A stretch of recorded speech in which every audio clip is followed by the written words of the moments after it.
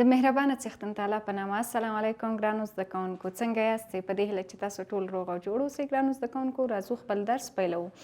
مخکې د دې نه چې نوې موضوع پیل کړو ګرانو زده کوونکو، راځم تیر درس یادونه تاسو ته کوم چې زموږ د تیر درس موضوع وه د ضلعو له مخې د مثلث ډولونه، چې تاسو تیر درس کې ولوستو.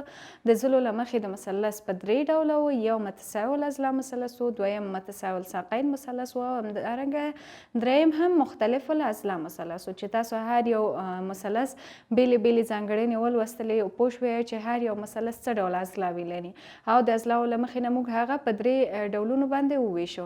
که بیا هم پکې کومه ستونزه لرئ کولی شئ تیره ویډیو یو ځل بیا وګورئ. راځو خپل نوي درس ته چې زموږ نننۍ موضوع ده مظله او همدارنګه د مظلې قطر. څویمه پاڼه ده ګرانو زده کوونکو، 4اویایمه پاڼه ده ګرانو زده کوونکو. اوس راځو مخکې د دې نه چې د مظلې په اړه خبرې وکړو، مظلې تعریف په اړه خبرې وکړو. یو څو پوښتنې دي، هغه پوښتنه زه تاسو ته وایم، که چیرته په ځواب باندې پوهیږئ بیا به یې هم راته په کمنټ کې ځواب راستوئ. وایي هغه تړلی شکل چې له درې یا له دریو څخه د زیاتو قطع خطونو څخه جوړ وي د څه په نوم یادیږي؟ نو که چیرته په ځواب پوهیږئ ګرانو زده کوونکو، هرومرو به یې راته ځواب په کمنټ کې راستوئ. اوس راځو د مظلې تعریف کوو موږ او تاسو، چې مظله څه ډول شکل ته وایي. موږ او تاسو وایي چې هغه تړلی شکل چې د دریو او یا له دریو څخه د زیاتو قطع خطونو څخه جوړ شوی وي یا منځته راغلی وي یا تشکیل شوی وي د څه شي په نامه یادیږي؟ د مظلې په نامه یادیږي.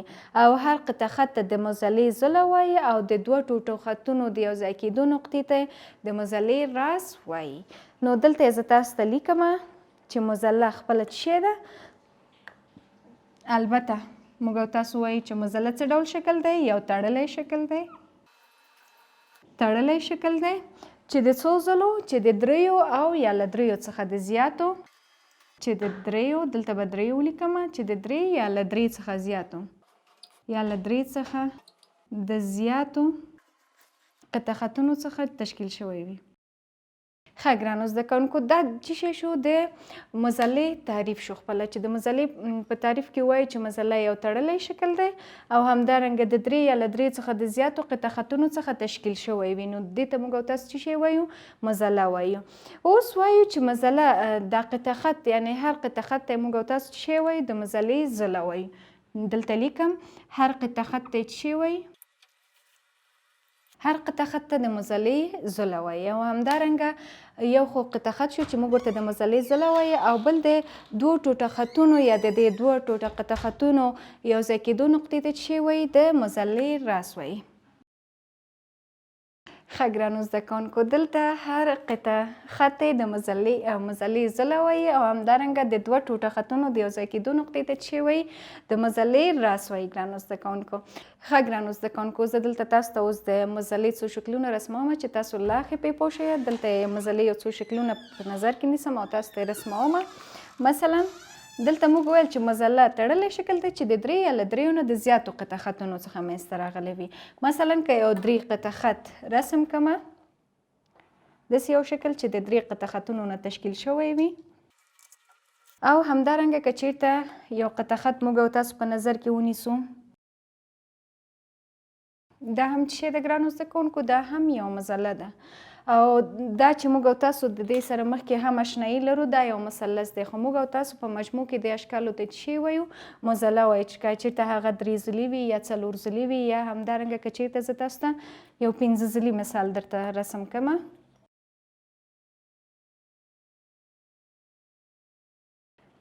ښه ګرانو زده کوونکو، دلته ما تاسو ته یو څو شکلونه رسم کړه. یو پنځه ضلعي ده او بل هم شپږ ضلعي. نو دې ډول شکلونو ته چې که چیرته د درې ضلعي ولري یا هم د دریو نه زیاتو قطع خطونو درلودونکی وي، نو موږ او تاسو دې ته څه شی وایو؟ مظله وایو. لکه څنګه چې دلته تاسو وینئ درې ضلعي، څلور ضلعي، پنځه ضلعي، شپږ ضلعي. همداسې کولی شئ دا مه ورکه اووه ضلعي، اته ضلعي یا نهه ضلعي.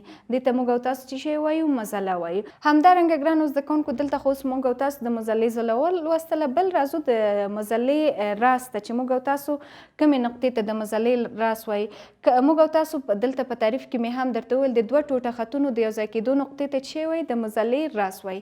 دلته موږ او تاسو ګورو دا ځله د دې ځلې دا نقطه او همدارنګه دا ځله په دې نقطه کې یو بل سره یو ځای شوي دي که نه، یعنې د دې یو ځای کېدو نقطې ته موږ او تاسو څه شی وایو؟ د مزلې راس وایو. په همدې ترتیب سره دلته هم ګورئ دا نقطه د دې نقطې یعنې دا دواړه ځلې په دې نقطه کې یو بل سره یو ځای شوي، نو دې یو ځای کېدو نقطې ته موږ او تاسو بیا هم څه وایو؟ د مزلې راس وایو. په همدې ترتیب سره د ټولو مزلو کې یا د ټولو اشکالو کې د 2 ټوټه خطونو یو ځای کېدو نقطې ته موږ او تاسو د مزلې راس وایو. اوس راځو د مزلې قطر په اړه خبرې کوو چې د مزلې قطر څه وایي. د مزلې قطر موږ او تاسو وایي چې هغه قطع خط دی چې د یوې مزلې یعنې د یوې مزلې 2 غیر مجاور راسونه څه کړي؟ یو بل سره ونښلوي یا یو بل سره یې وصل کړي. د مزلې قطر دوباره بیا هم درته وایم چې هغه قطع خط دی چې د یوې مزلې 2 غیر مجاور راسونه یو بل سره ونښلوي، نو موږ او تاسو دې ته د مزلې قطر نوموو یا د مزلې د قطر په نامه یادوو.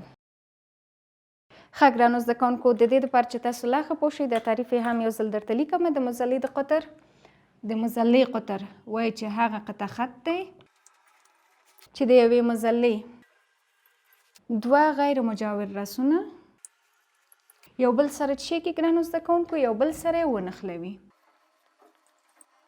نو دې ته د مزلې قطر وایي. اوس راځم تاسو ته یو مزله رسمومه، مثلا یو 4 ځلې زه تاسو ته رسمومه ګرانو زده کوونکو. ښه دا هم چې ده ګرانو زده کوونکو یو مزله ده چې دې مزلې ته هم نومونه ورکوو، یعنې هرې ځلې ته الف ب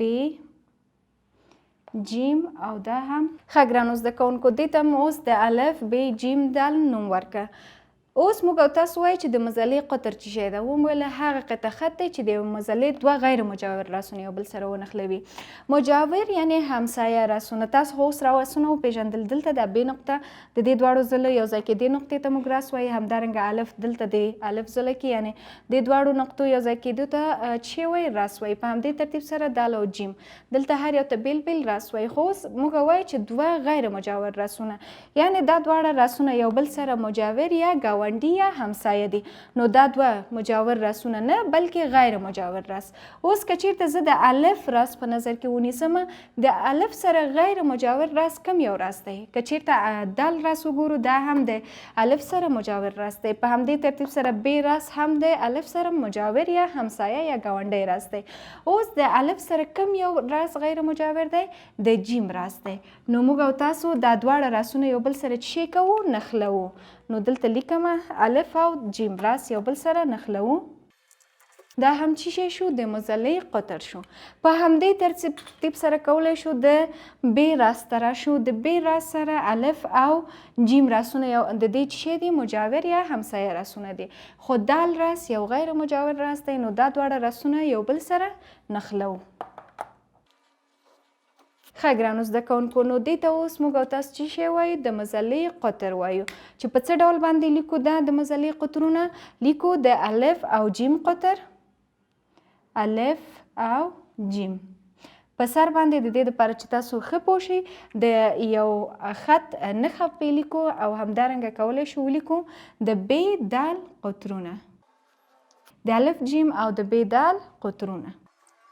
دا هم چې یو ګرانو زده کوونکو د مزلې قطر و چې موږ او تاسو ولوستې مزلې قطر په څه ډول باندې وي.